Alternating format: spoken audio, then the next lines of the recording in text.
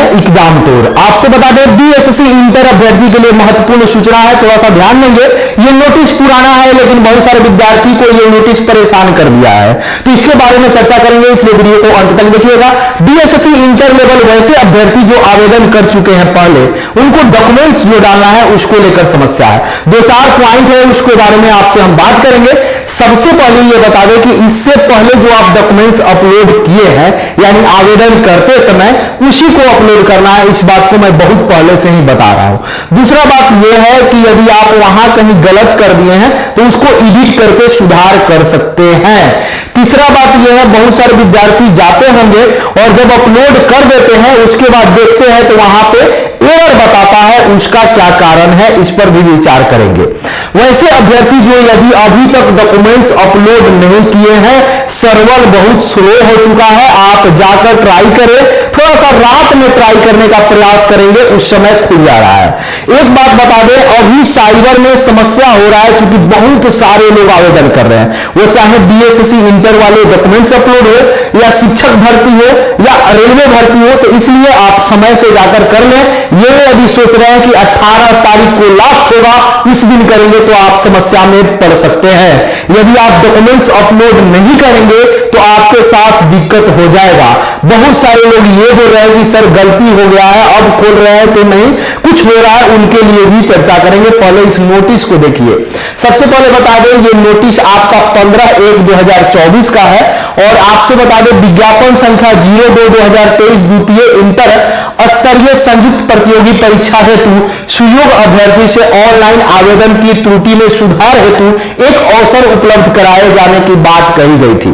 साथ ही साथ कुछ अन्य अभ्यर्थी द्वारा ऐसे अभ्यर्थियों के अनुरोध में अपील करते हुए कपिटल बिंदुओं पर एडिट किया जाना है।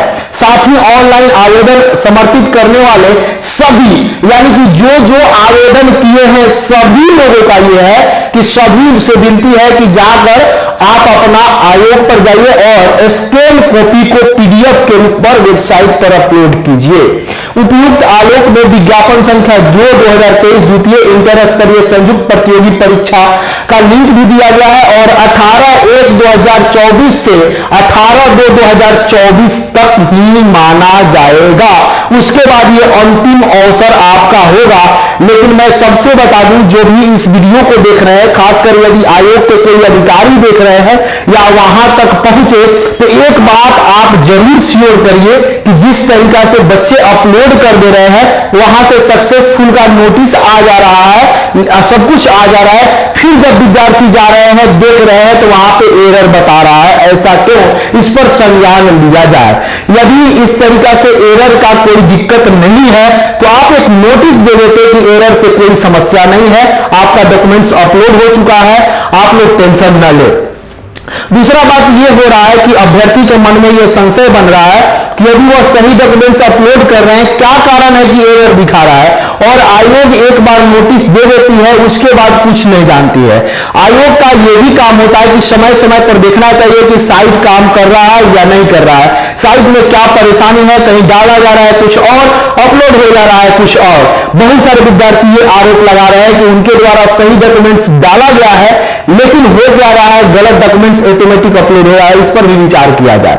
बहुत सारे ऐसे अभ्यर्थी है जो बोल रहे हैं कि कहीं नाम सुधार भी दिए हैं फिर भी पुराना ही नाम दिखाई दे रहा है, पुराना ही जो स्पेलिंग मिस्टेक है वो दिखाई दे रहा है। बहुत सारे लोग ये कमेंट कर रहे थे कि क्या नया हम आय जाति निवास बनवाए उसको डाल सकते हैं, नहीं, जो आप आवेदन के दौरान डाले हैं वही डाल सकते हैं। यदि आप आवेदन में ईडब्ल्यूएस से आवेदन नहीं किए हैं तो नया ईडब्ल्यूएस आप नहीं डाल सकते हैं, डालिएगा तो आपका एडमिट कार्ड रुक सकता है, आपके साथ कोई गलती हो सकता है। बहुत सारे विद्यार्थी ये पूछ रहे थे कि मैं एनसीएल उस समय नहीं डाला था, क्या अब डाल सकता हूं, तो नहीं, ये एडिट करने का मौका है। आप जितना डॉक्यूमेंट्स डाले हैं उतना ही डॉक्यूमेंट्स अपलोड करना है, ये नहीं कि नया कुछ आपको ऐड करना है।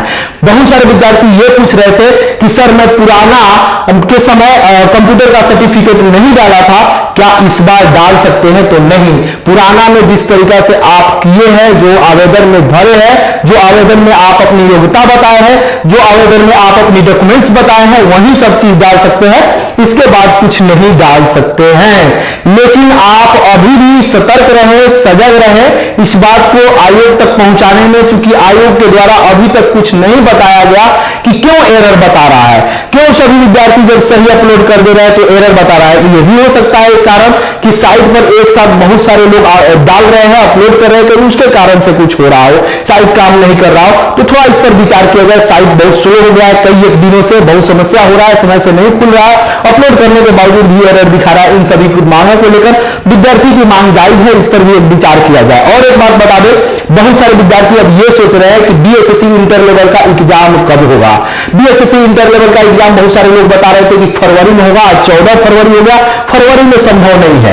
दूसरी बात आपसे बता दें, मार्च में भी संभव नहीं है, इस बात को आप गांठ मान के रख लें। बहुत सारे विद्यार्थी बोल रहे थे कि आ जाएगा। मैं जिस तरीका से कई सारे लोगों से बातचीत किया और कई सारे आयोग में जो लोग होते हैं उनसे भी मैं जानने का प्रयास किया, तो वो लोग बोले कि अभी उस तरह का कोई नोटिस नहीं है, नोटिस आएगा तो नोटिस दे दिया जाएगा। यानी कि इधर हाल फिलहाल में चूंकि संख्या बहुत ज्यादा है तो इस कारण से अभी कुछ नहीं दिखाई दे रहा है। अगर यदि मार्च में नहीं हो, मार्च में जिस तरीका से टीचर की भर्ती है तो मार्च में संभव नहीं है। सीजीएल 4 की बात है तो आज के पेपर में भी देखे होइएगा, बहुत सारा वैकेंसी का लगातार आने वाला है, जिसमें सीजीएल 4 भी एक मुख्य वैकेंसी है, तो आप इसमें भी तैयारी कर सकते हैं। सीजीएल और बीएसएससी इंटर लेवल दोनों का सिलेबस सेम है, उसका भी एग्जाम बीएसएससी के द्वारा ही कराया जाएगा। बहुत सारे लोग इस बार देख रहे थे कि प्रशाखा पदाधिकारी का नाम चेंज हुआ है, जैसा कि सचिवालय सहायक का भी नाम प्रशाखा पदाधिकारी हो गया है। बीपीएससी असिस्टेंट यानी बीपीएससी में जो सहायक हुआ करते थे उनका भी नाम प्रशाखा पदाधिकारी हो गया। तो बहुत लोगों के मन में यह चल रहा था कि क्या सचिवालय सहायक का जो पद है वह बीपीएससी में चला जाएगा, तो ऐसा कुछ होने वाला नहीं है। दूसरी बात जान रही पहली वैकेंसी से यानी बीपीएससी 1 से ही, सीजीएल 1 से ही ये मांग चल रहा है कि सचिवालय सहायक का पद दे दिया जाए, क्योंकि उसका पद, उसका काम, उसका वेतन, उसका सब कुछ लगभग बराबर है, तो इधर दे दिया जाए। लेकिन अभी तक वैसा कुछ निर्णय नहीं है। और बीपीएससी सहायक का भी जो एग्जाम होता है वह भी सेम पैटर्न पर होता है, सेम सिलेबस पर होता है, यानी कि वहां भी 25 मैथ पूछे जाते हैं, 50 रीजनिंग पूछे जाते हैं, 25 साइंस पूछे जाते हैं, 50 जीएस पूछे जाते हैं। वो भी ऑब्जेक्टिव होता है, 4 ऑप्शन रहते हैं, और उसके बाद जब मेंस में जाइएगा तो सेम पैटर्न पर पूछा जाता है, यानी कि दोनों एक जैसा एग्जाम है, इसलिए नेचर भी है। तो माना जा रहा है, लेकिन अभी ऐसा नहीं है। तो आप जो इंटर स्तरीय तैयारी कर रहे हैं, आप मार्च ही मान के चले, भले एग्जाम जून में हो जाए, मई में हो जाए, वो बात की बात है, लेकिन आप तैयारी पुख्ता करें। एक सीट लेने के लिए यदि आप कोई सेट प्रैक्टिस बना रहे हैं, सेट बना रहे हैं, तो उसमें जरूर आप अपने आप को देखें, 110 प्लस आपसे सही होना चाहिए। यदि इससे ज्यादा सही हो रहा है तो आप अपने आप को संतुष्ट करें कि इनका 90 आ रहा है तो वह कोशिश करें कि 110 प्लस पहुंचे। तो इन सारी चीज के अलावा आप कहां पे दिक्कत हो रहा है ये भी कमेंट बॉक्स में जरूर कमेंट कीजिए। मैं फिर किसी बहुत सारे लोगों से बातचीत करता हूं, अधिकारी से प्रयास कर रहा हूं कि बीएसएससी के कोई अधिकारी आए, इस पर बातचीत उनसे करेंगे। यदि आप अपलोड नहीं किए हैं तो भी कमेंट बॉक्स में कमेंट कीजिएगा, अपलोड कर दिए हैं तो कहां कहां दिक्कत हुआ है ये भी कमेंट बॉक्स में जरूर बताइएगा। जय हिंद। यदि आप एग्जाम बोर्ड पर नए हैं तो चैनल को सब्सक्राइब कर लें, लोगों में शेयर करें।